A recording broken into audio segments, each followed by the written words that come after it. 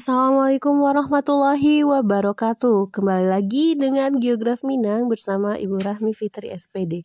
Nah, kali ini kita pembahasan soal KSM Geografi terintegrasi soal nomor 16-20 tingkat kabupaten tahun 2021 kemarin ya.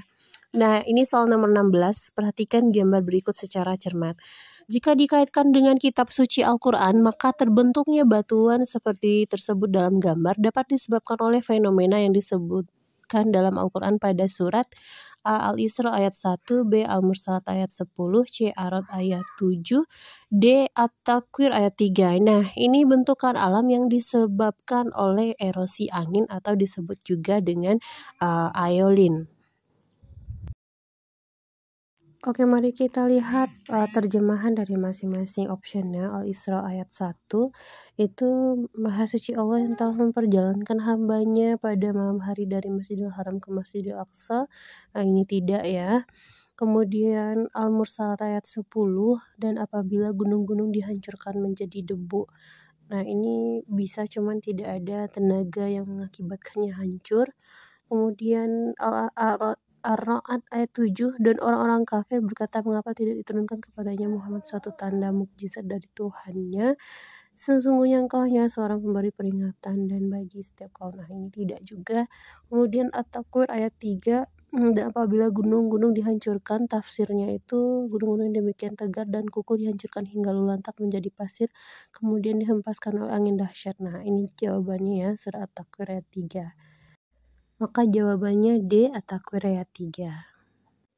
Soal selanjutnya, berdasarkan jenis batuan dan simbol-simbol yang lain pada peta tersebut, maka dapat diketahui bahwa secara struktural singkapan tersebut merupakan A. Dombe basin, C. Sinklin, D. Antiklin. Oke, ini bentuk penampang dari peta struktur batuan tadi ya.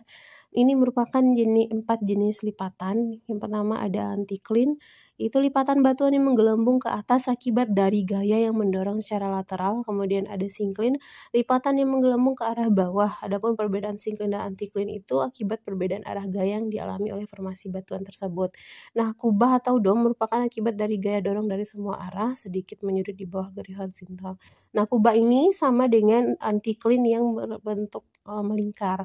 Sedangkan cekungan atau basin merupakan akibat dari tekukan batu yang terdorong oleh gaya lateral. Nah, cekungan atau basin ini juga disebut dengan sinklin yang berbentuk melingkar. Nah, karena bentukan dari penampang itu cekungan ya, maka jawabannya adalah B, basin. Lanjut soal nomor 18, perhatikan segitiga tanah di bawah ini.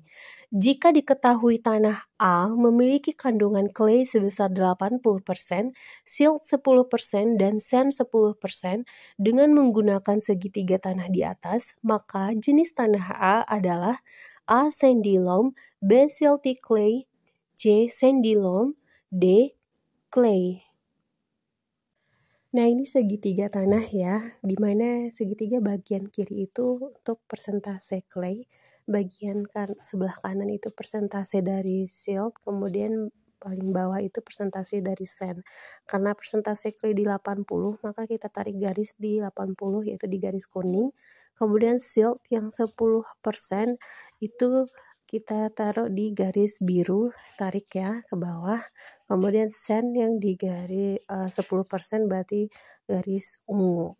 Nah, karena titik pertemuannya itu di wilayah clay, jadi jawabannya adalah clay ya.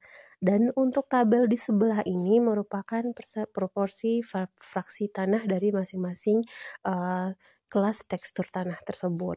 Jadi kalau ada nanti selain dari segitiga tanah yang dikeluarkan, bisa jadi soal-soal selanjutnya itu berupa tabel yang sebelah kanan, yaitu kelas tekstur tanah berdasarkan proporsi persentase dari fraksinya masing-masing. Nah, ini bisa dihafalkan ya. Jadi jawabannya D, clay. Lanjut soal nomor 19. Di sini ada tulisan berbahasa Arab, mungkin menjadi suatu surprise bagi pembaca soal ya. Tapi tidak apa-apa karena dibantu oleh peta. Jadi di peta itu ada titik merah yang bertuliskan Thaif, berarti itu wilayah Thaif ya. Nah, kita lihat dulu pengertian dari terjemahannya. Taif adalah dataran tinggi dengan iklim sedang di musim panas dan dingin di musim dingin. Jaraknya itu sekitar 75 km dari kota suci Mekah dan dikelilingi oleh pegunungan di semua sisi. Oke, kita lihat pertanyaannya. Jika kita melihat cerita tersebut, kita membuktikan bahwa sebagian besar wilayah Taif pada waktu itu tumbuh produk pertanian yang dihasilkan dari optionnya itu ada A. Pertanian budidaya, B. Pertanian Mediterania, C. Kepala kontur, D. Pertanian. Nah, karena wilayah dataran Arab ini memiliki iklim yang spesial, yaitu wilayah iklim Mediterania, maka dia memiliki gaya pertanian yang cukup berbeda ya, dimana pertanian Mediterania ini cukup unik karena berada di iklim Mediterania.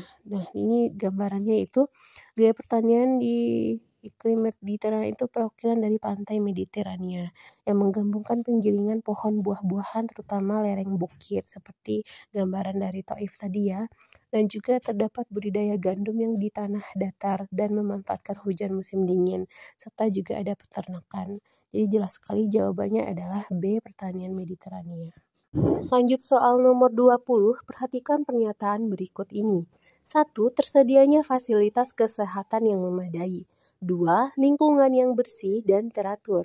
3. Anggapan banyak anak banyak rejeki. 4. Tingkat kesehatan masyarakat yang tinggi. 5. Seringnya terjadi bencana alam yang memakan korban jiwa. 6. Adanya ajaran agama yang larang bunuh diri. Faktor-faktor yang dapat mempengaruhi anti-mortalitas adalah, nah berarti kalau anti-mortalitas yang menunda atau menghambat kematian ya. Kalau pro-mortalitas itu yang mempercepat kematian. Jadi yang memperlambat kematian itu yang pertama pernyataannya tersedianya fasilitas kesehatan benar, 2 lingkungan yang bersih benar, 3 anggapan banyak anak banyak rezeki itu pronatalitas, kemudian 4 tingkat kesehatan masyarakat yang tinggi benar, 5 sering terjadinya bencana alam yang memakan korban jiwa. Nah, ini malah pro-mortalitas ya. Kemudian yang 6 adanya ajaran agama yang larang bunuh diri benar. Jadi jawabannya itu adalah 1, 2, 4, dan 6 yang ada di option D. Jawabannya 1, 2, 4, 6.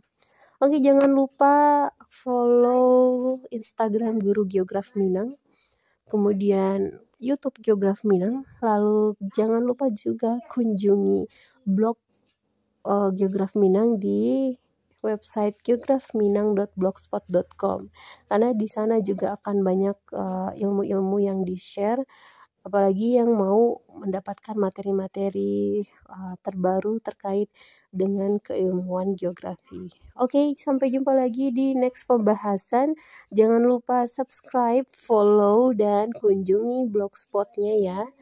Sekian, terima kasih. Assalamualaikum warahmatullahi wabarakatuh.